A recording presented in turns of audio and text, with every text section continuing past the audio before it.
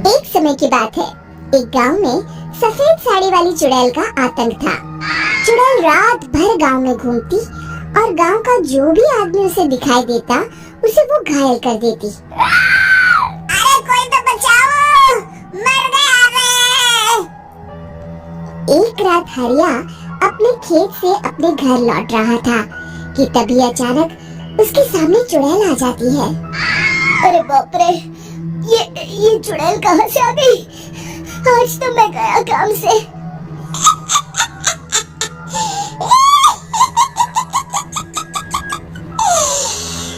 आज मुझे मेरा शिकार मिल गया।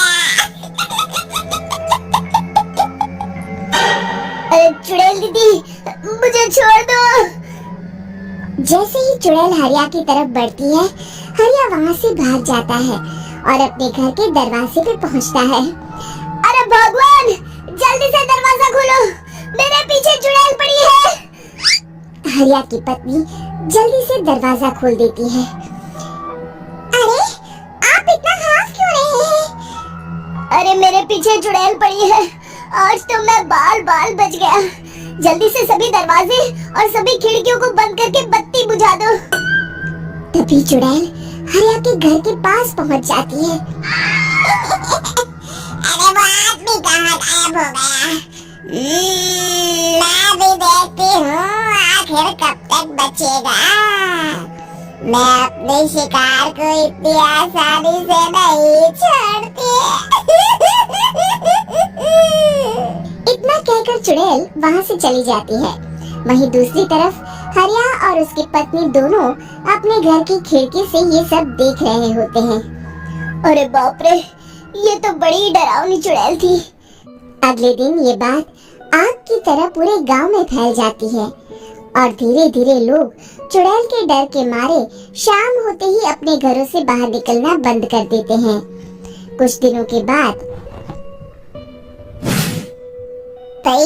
मैंने तो इस चुड़ैल के डर के मारे रात को अपने खेतों को पानी देना बंद कर दिया है। कहीं मेरी फसल सूख गई तो मैं तो कहीं का नहीं रहूंगा। साहूकार का कर्जा कैसे चुकाऊंगा?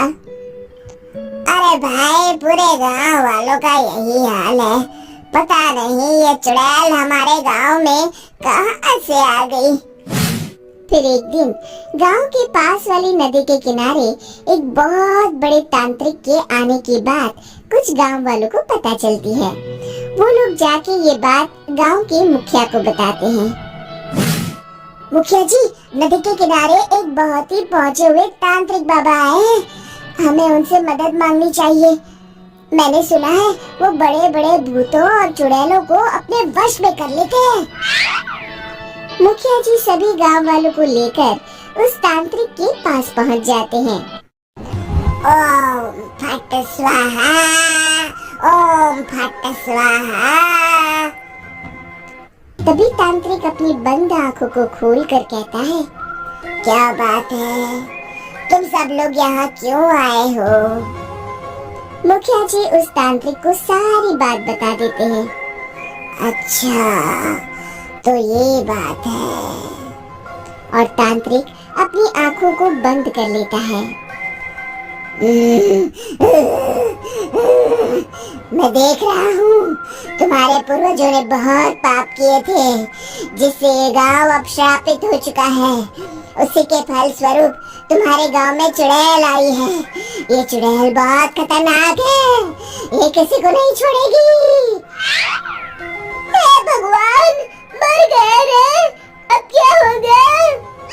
तभी गांव के मुखिया जी कहते हैं, बाबा, इस चुड़ैल से हम सबको बचा लीजिए, कोई तो उपाय होगा।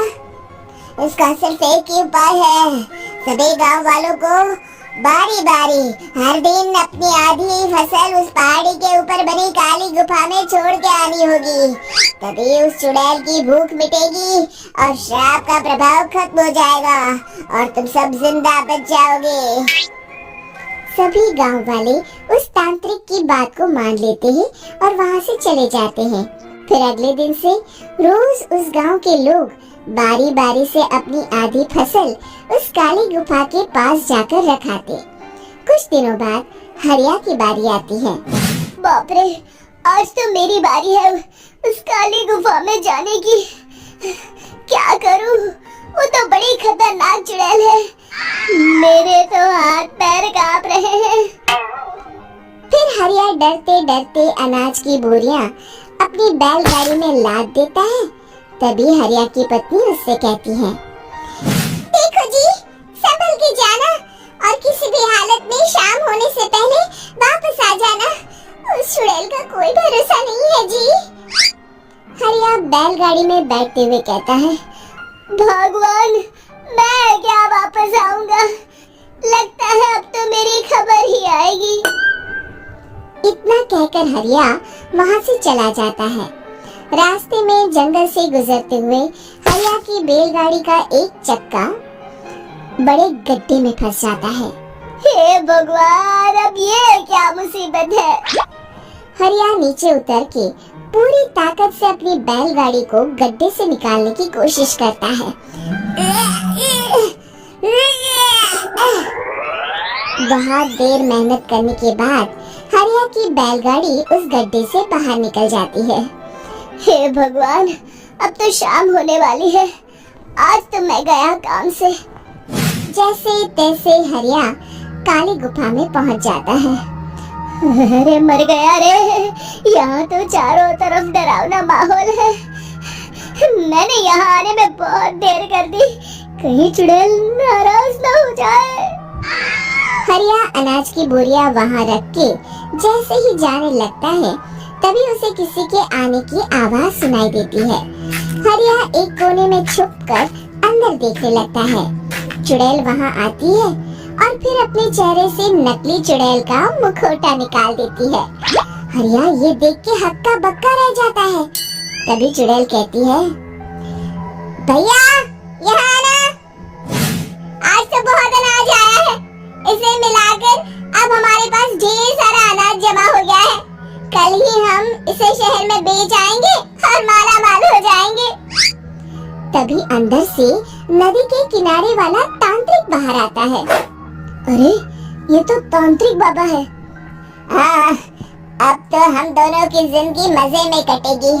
गांव वालों को बेवकूफ बनाना इतना भी मुश्किल नहीं था। लोग तो तुम्हें सच में असली चुड़ैल समझते हैं। हाँ, तुमने सही कहा। अब ये गांव वाले चुड़ैल के डर से जिंदगी भर इस काली गुफा में अनाज पहुंचाते रहेंगे। अच्छा, तो ये बात है। ये दोनों पूरे गांव वालों को बेवकूफ बना रहे हैं। अभी जाकर सबको बताता हूँ। हरिया उन दोनों की पूरी बातें सुन लेता है और जल्दी से वापस गांव में आता है। गांव वालों को पूरी बात बता देता है। इससे पहले वो दोनों हमारा अनाज लेकर शहर जाए, हमें उन दोनों को पकड़ना होगा। उधर दूसरी तरफ नकली तांत्रिक और नकली चुड़ैल बनी औरत एक बड़ी गाड़ी में सारा अनाज लाद के वहाँ से निकलने की तैयारी कर रहे होते हैं। जल्दी करो, इससे पहले हमें कोई देख ले। हमें यहाँ से निकलना होगा। और तभी वो दोनों देखते हैं कि सामने से सभी गांव वाले अपने अपने हाथों में मशाल लेके आ रहे हैं। दोनों बुरी तरह डर जाते हैं। रुक जाओ, तुम दोनों का भांडा फूट चुका है। अरे मर गए रे, ये गांव वाले कहाँ से आ गए? तुमने क्या सोचा इतनी आसानी से यहाँ से निकल जाओगे? ये अनाज हमने अपने खून पसीने से दिन रात खेतों में मेहनत करके उगाया है। दोनों मुखिया जी के पैरों में गिर जाते हैं। हमें माफ कर दीजिए, हम दोनों एक नंबर के कामचोर हैं। बिना मेहनत किए पैसे कमाना चाहते थे। हाँ, अब हम आगे से मेहनत मजदूरी करके पैसे कमाएंगे। हमें कुछ मत करना, हमें छोड़ दीजिए। इतना कह के दोनों गांव छोड़ के भाग जाते हैं और सभी गांव वाले फिर से खुशी खुशी रहने लगते हैं। शिक्षा, तभी तो कहते हैं कि किसी भी समस्या का समाधान केवल सूझबूझ से ही करना चाहिए और कभी हिम्मत नहीं हारनी चाहिए। दोस्तों, हमें उम्मीद है कि आपको हमारी ये कहानी